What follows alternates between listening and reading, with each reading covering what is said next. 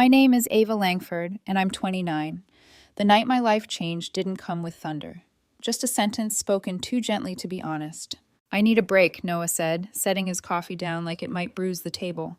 To figure myself out. No contact for a while. No drama, no fight. A careful hug. He claimed he'd stay with his sister Sarah to sort things out. Words like journey and space floated between us, pretty as soap bubbles, just as thin. I didn't beg. I didn't bargain. If someone says they need distance, you give them the cleanest version you can. Okay, I said, if that's what you need. The first week was a fog that smelled like his cologne and old takeout containers. I respected the no contact, like a contract signed in my own blood. When I missed him, I walked. When I hurt, I cleaned. When I couldn't sleep, I alphabetized spices until cumin and coriander were soldiers in straight lines. Respect his journey. Respect myself. 10 days into silence, my phone pinged during lunch. Brenda, Noah's mom, had posted a cheerful album on Instagram. Family beach getaway. Captions with sun emojis. A flood of tags. Photo 1. Brenda, Noah's dad, Ethan, Noah's brother, and Noah, sunburnt and blissful. Photo 2. Noah at sunset, arm in arm with a woman, laughing into her hair. Tag, @ChloeR. Photo 3. Group dinner. Noah leaning in so close to Chloe they could have shared oxygen. Chloe, Noah's ex-girlfriend, the one who was barely a thing, the one who was long over. Figure himself out. No contact. Apparently self-discovery had a beachfront view and Brenda as the unofficial photographer. I didn't comment. I didn't DM. I took screenshots. A lot of them. If betrayal is a mural, documentation is the frame. Then I stood up, walked into the spare room, Noah's overflow closet and gear dump, and started packing. I took 3 days and turned them into order, clothing folded and sealed, shoes paired and bagged, every tech cable zip-tied and labeled. I bubble-wrapped trophies, cufflinks, his vintage jacket he swore was lucky. I made an inventory list for each box and photographed the contents before sealing them. It was surgical, it was kind, it was final. I booked a courier, insured, tracked, and addressed 12 large boxes to Brenda and Noah's dad, care of their suburban house with the blue shutters. Cost me $280 and whatever was left of my illusions. When tracking showed delivered and signed for, I logged into Facebook and switched my relationship status to single. I blocked Noah, blocked Brenda, blocked Chloe, deleted our thread history from my phone but kept a backup on a drive labeled for reference. 3 weeks of silence followed, sweet and medicinal. I went back to the gym, reconnected with friends, swapped the framed photo on my desk for a small plant that didn't pretend to be anything but what it was. The unknown number came at 9:47 p.m. I answered. "This is Ava." "Ava, it's me," Noah said, voice careful, like stepping onto a frozen lake. "I'm ready to talk now. I've done a lot of thinking. I want to figure us out." A wind chime tinkled somewhere, ridiculous and perfect. "Oh," I said, "what can I do for you?" "We should meet. I asked for space because I lost myself. But I'm ready. I can work on things. We can." I let the pause do the talking, long enough for the silence to gather weight. "There is no us to figure out," I said. "What?" He sounded like the word had hit him in the chest. "Ava, I said a break, not a breakup. You said no contact. I respected it. Then I learned something too." I kept my voice even. "That I don't want to be with someone who lies to go on vacation with his ex." He didn't breathe for a beat. "How did you know about—" "Your mom tagged Chloe," I said, publicly. "Oh my God," he muttered. "Mom doesn't understand social media." "Clueless or complicit?" I asked, not unkindly. "Doesn't matter. The picture was clear. You needed space to see whether Chloe still fit. I wasn't a partner. I was a placeholder." "It wasn't like that," he said quickly. "Chloe was just there, family thing, old friend of Ethan's. It just happened." "Things don't just happen," I said. "Decisions are made. You decided to lie, to go, to get cozy." He pushed forward, voice softening into persuasion. I was confused. This was part of my journey.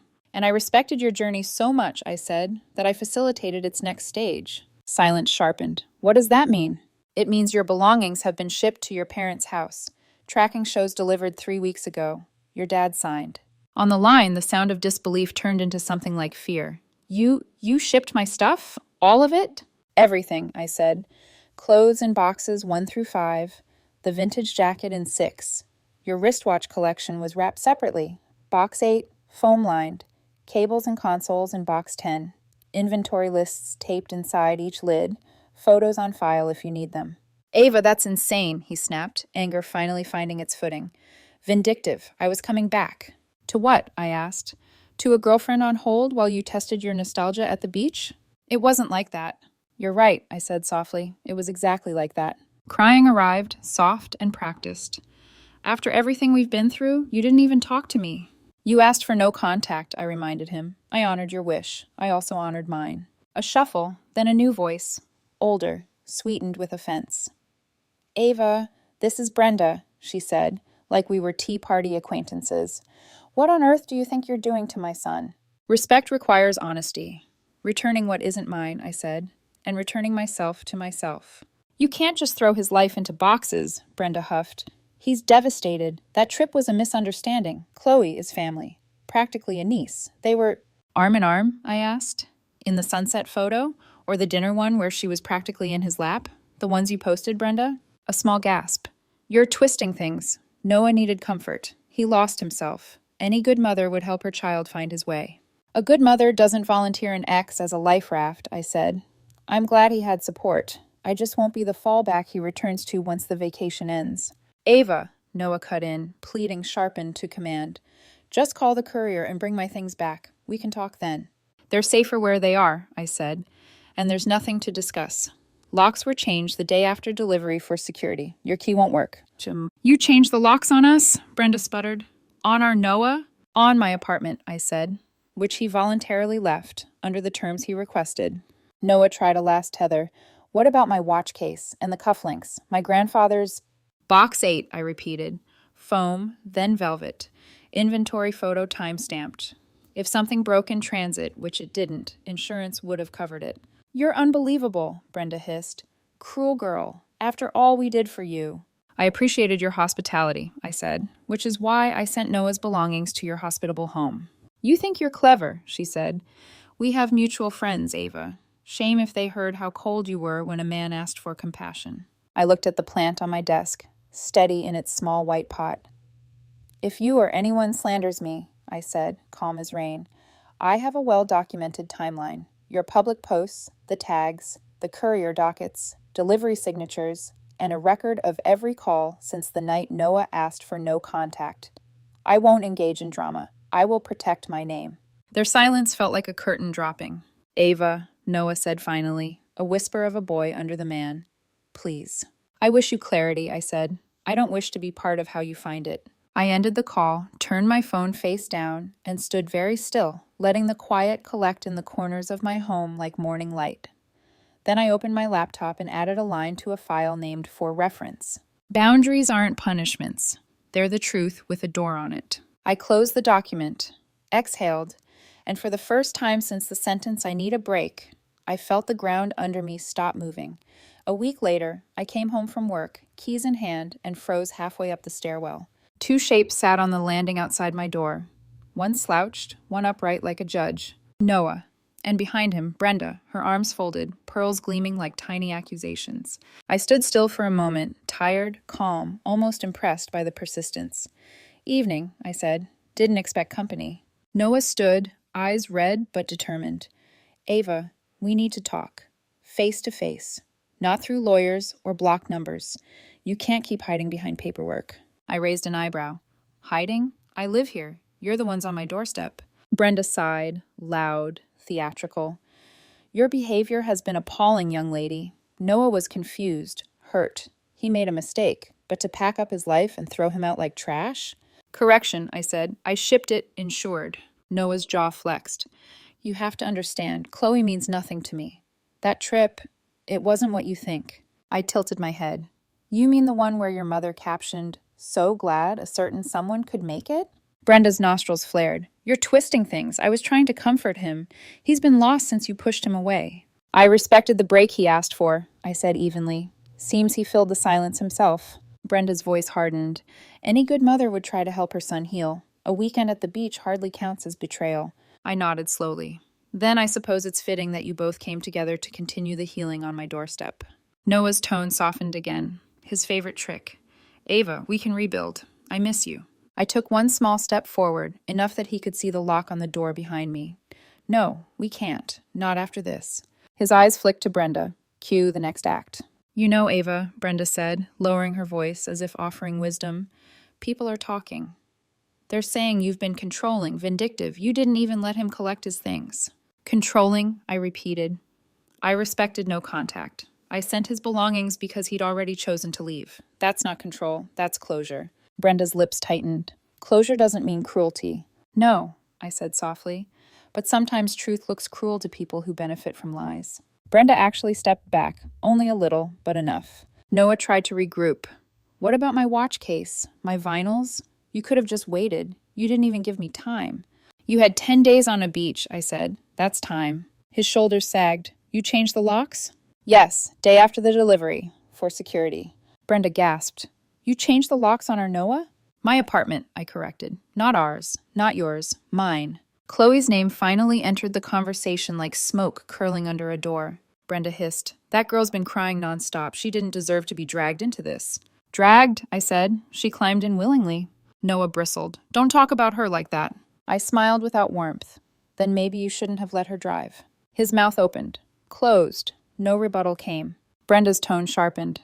You're heartless, after everything our family did for you.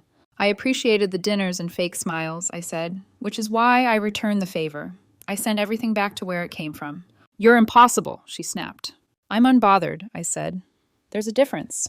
2 nights later, the digital war began. A mutual friend texted, You might want to check Facebook. Brenda's posting again.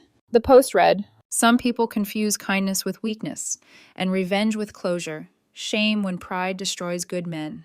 The comments were exactly what you'd expect.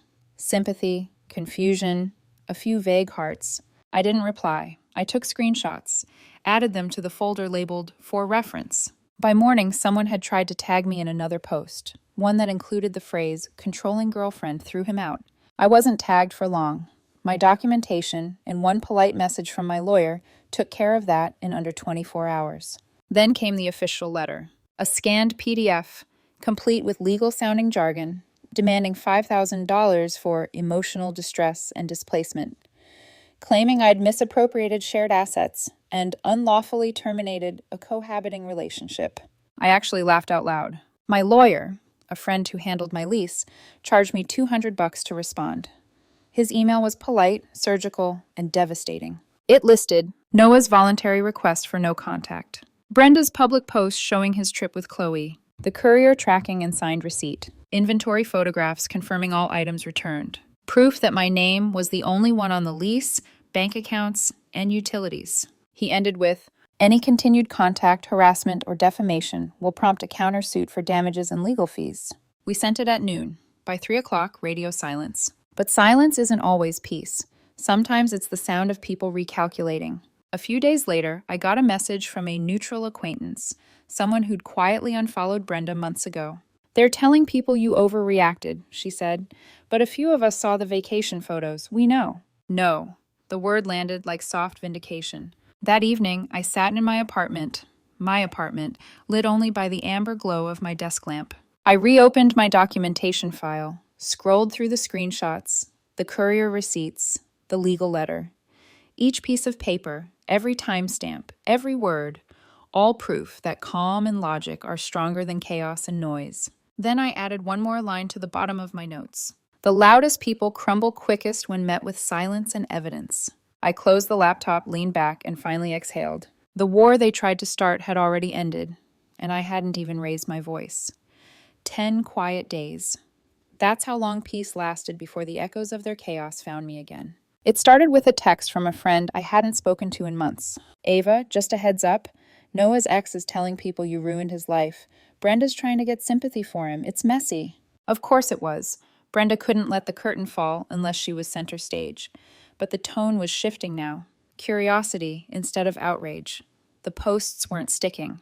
The narrative was cracking. Because people remembered the beach photos. They remembered Chloe, the family friend who somehow ended up in every shot beside Noah. And they remembered Brenda's captions, the same ones I'd archived and time-stamped weeks ago. When a story has receipts, it no longer needs defense. The silence broke again the following week, but this time it came in a softer voice. A message on Facebook from Helen Langford, Noah's grandmother. Dear Ava, I heard about what happened. I'm ashamed of how my grandson and Brenda behaved. You didn't deserve any of that. Standing up for yourself isn't cruelty, it's strength. I hope you're finding peace. You handled it with grace. P.S. The new haircut suits you. And that plant on your desk? It looks alive again. I didn't realize I was crying until the words blurred. It wasn't the apology I'd imagined. It was better. It came from someone who still believed that decency mattered. Then came the last twist, the kind of poetic ending life writes when it's tired of repeating lessons. Noah filed for another fresh start, this time without Chloe or me. Chloe, as it turned out, had moved back to her parents' place after her latest relationship imploded. Brenda was quiet online now. Her account had gone private after one too many people questioned her truth. Through a mutual friend, I heard that Noah's job was struggling. His old friends had pulled away, and even Brenda had stopped defending him after one family dinner too many turned into a shouting match. Meanwhile, my world, the one they tried to shake, had finally gone still. One Sunday morning, I took a drive in the car that was entirely mine, windows down, music low. The road curved through the outskirts of town, where the wind smelled like pine and rain. Every sign I passed felt like punctuation. Not exclamation, not question, just periods. Endings. I thought about that first night. His words, I need a break. The lie hiding inside them. I thought about the boxes, the receipts, the way Brenda's voice cracked when control slipped through her fingers. But mostly, I thought about the moment I chose silence over spectacle, how that choice became my victory. That evening, I came home, poured a glass of wine, and opened the folder one last time. The digital chronicle of a storm I'd survived. Emails, photos, legal letters, everything neatly organized. I scrolled to the bottom and typed the last entry. Peace isn't found in apologies. It's found in proof, boundaries, and leaving the door closed. Then I renamed the file closure.pdf, and I moved it to an external drive. Out of sight, but never forgotten. Weeks later, I started dating again. Not out of loneliness, but curiosity about what love might look like without walking on glass. His name was Eli, a quiet architect with an easy smile. He asked real questions, not tests. He listened, and when he offered to drive me somewhere, I smiled and said, "Only if I hand you the keys myself." He laughed. Noted. It wasn't fireworks, it was something better. Calm, steady, earned. One last message arrived months later from Brenda of all people. Short, curt, and almost polite. I wanted to let you know Noah's moved out and started over. I hope you have too. I stared at it for a while, the irony humming beneath every word. Then I replied with exactly 3. I already did. And that was the truth. Because sometimes the best revenge isn't loud or cruel or cinematic. It's a woman reclaiming her life so completely that the people who tried to break her can no longer recognize the view.